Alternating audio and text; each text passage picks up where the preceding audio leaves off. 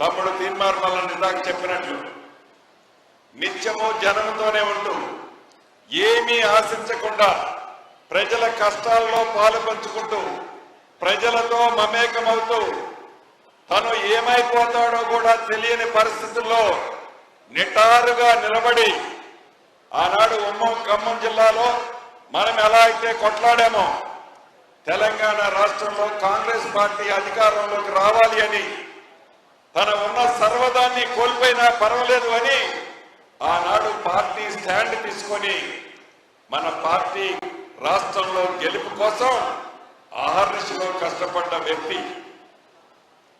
ఈ ఎమ్మెల్సీ చాలా చిన్న పదవి తనకి ఈ పార్టీ ఇవ్వటం ఇప్పుడు ఇమీడియట్లీగా ఏమీ తనకి చేయలేని పరిస్థితిలో ఈ బై ఎలక్షన్ లో ఈ ఎమ్మెల్సీ పొజిషన్ ఇచ్చింది తప్ప ఇంతకంటే చాలా పెద్ద పొజిషన్ ఇవ్వవలసిన అవసరం మన కాంగ్రెస్ పార్టీకి ఇక్కడ ఉన్న వాళ్ళందరికీ కూడా ఉంది.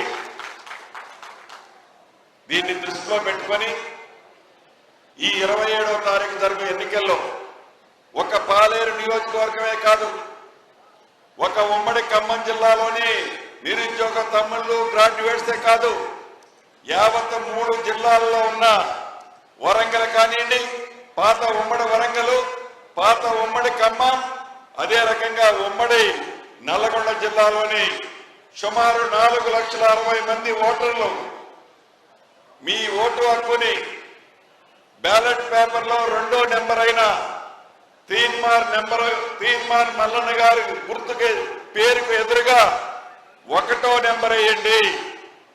ఒకే ఓటు మీరు వేయాలి, వేరే ఆప్షన్స్ ఏమీ వేయాల్సిన అవసరం లేదు.